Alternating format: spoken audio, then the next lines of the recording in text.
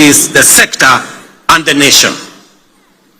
As we dedicate our efforts to nation building, we are also preparing Kenya to thrive in an increasingly competitive, complex future.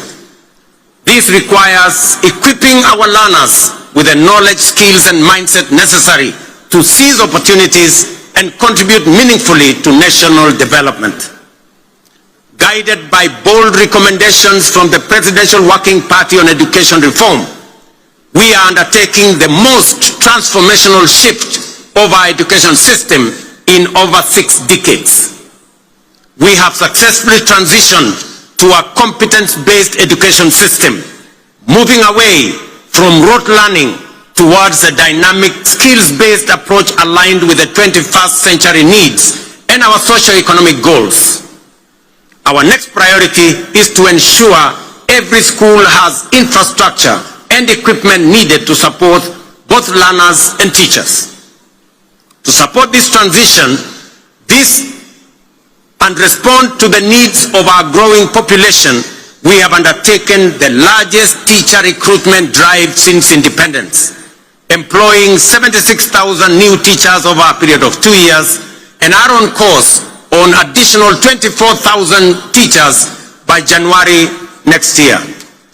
We also have built more than 23,000 additional classrooms, easing pressure on existing infrastructure and shielding teachers and learners from the burden of overcrowded classrooms. At the tertiary level, we have revolutionized education financing through a new student-centered funding model that ensures the sustainability of our TVETs and universities while expanding access for learners. Today, students from poor families get up to 90% of government scholarships, with parents paying only a nominal fee. In recognition of the transformative power of technical and vocational education and training, in tackling pressing socio-economic challenges such as youth unemployment, skills gaps, and poverty, the government is aggressively scaling up investment in technical training. TVET colleges enrollment is set to grow fourfold from 500,000 last year to 2 million by the end of this year, equipping a new generation with skills and knowledge needed to drive Kenya's industrialization, innovation, and economic competitiveness. Ladies and gentlemen, to further empower ordinary Kenyans and small businesses with affordable credit, the Hustler Fund has supported over 25 million borrowers, disbursed 70 billion, and mobilized 4.5 billion in savings. It has also introduced a revolutionary credit rating system that is transforming access to finance for millions who were previously excluded from the formal financial system. The Hustler Fund credit rating system is designed to offer fair and transparent assessment of creditworthiness. It serves as an alternative form of soft collateral for individuals at the base of our economy, the historically excluded majority who lack access to formal financing guarantees such as payslips, title deeds, or other traditional forms of collateral. To date, over 4.5 million beneficiaries with strong credit scores have been qualified for increased loan limits. Notably, 400,000 of them are now eligible for loans of up to 150,000 without any other collateral except their credit score, bringing them into direct engagement with commercial banks. This effectively integrates them into the mainstream financial system, unlocking greater economic opportunities for them. As part of this financial empowerment program for those at the base of our economy, I am pleased to announce that in recognition of the immense potential of our young people, their critical role in the economy, and their capacity for creativity and innovation, the government of Kenya has partnered with the World Bank to roll out the 20 billion National Youth Opportunity Towards Advancement Project, commonly known as NYOTA. This initiative aims to empower over 800,000 young people aged between the ages of 18 and 29 years.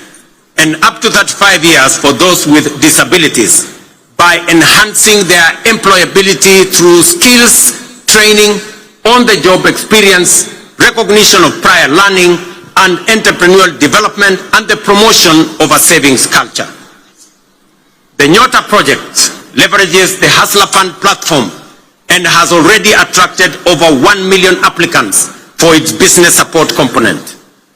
This initiative targets at least 70 young people in every ward across Kenya, offering grant funding, business training, and market linkages. We have committed 5 billion Kenya shillings in grants to support 100,000 young people.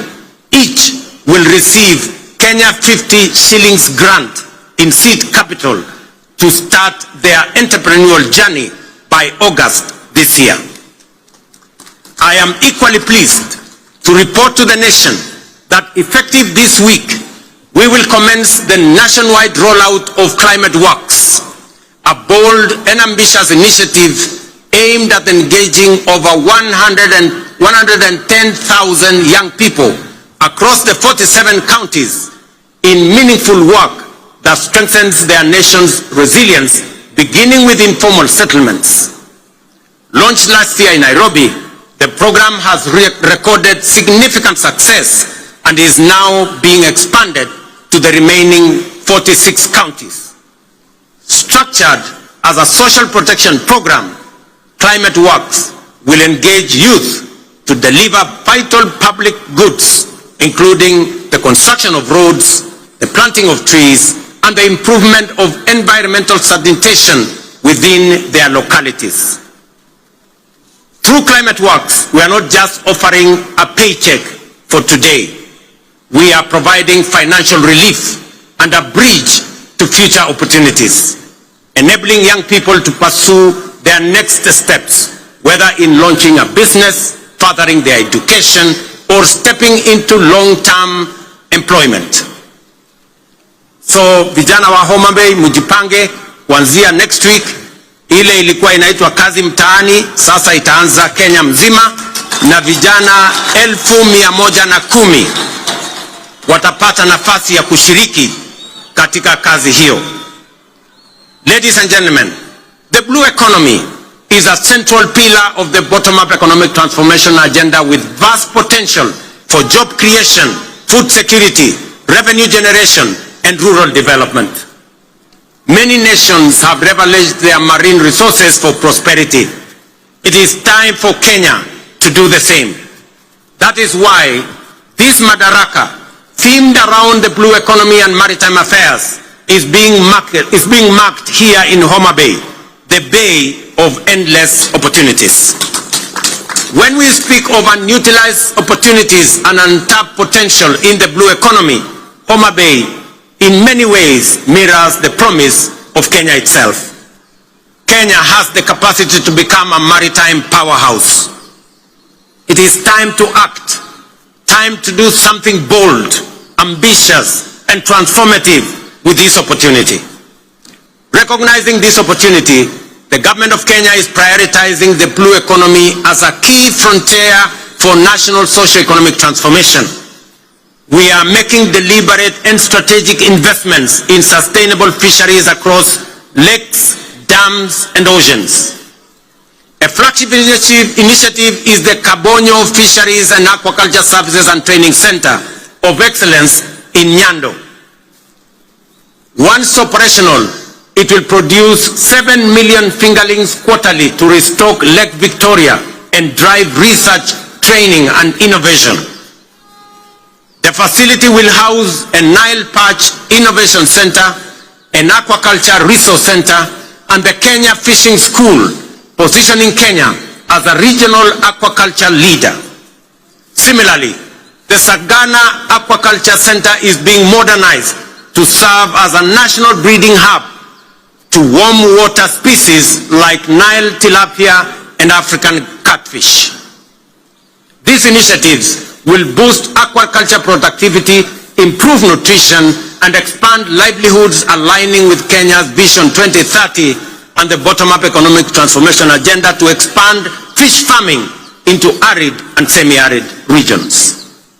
In Mount Kenya's highlands, the Kikanjo drought hatchery is being upgraded to resolve issues like fingerling shortages and high costs, ensuring trout farming remains viable in cooler regions. At the coast, the National Mariculture Research and Training Center in Shimoni, under the Kenya Marine and Fisheries Research Institute, is cultivating maritime species like milkfish, mud crabs, seaweed, oysters, and prawns. This initiative aims to create jobs and improve livelihoods for about 200,000 people across 5 coastal counties. The development of Liwatoni and Shimoni fishing ports will further expand deep sea fishing capacity to 24 vessels, fully unlocking our maritime potential. We have completed 7 modern fish landing sites on the Indian coast and 3 on the shores of Lake Victoria. Additionally, 5 more landing sites are under construction in the coastal counties of Kwale, Mombasa, Kilifi, Tana River, and Lamu at the coast of Kenya.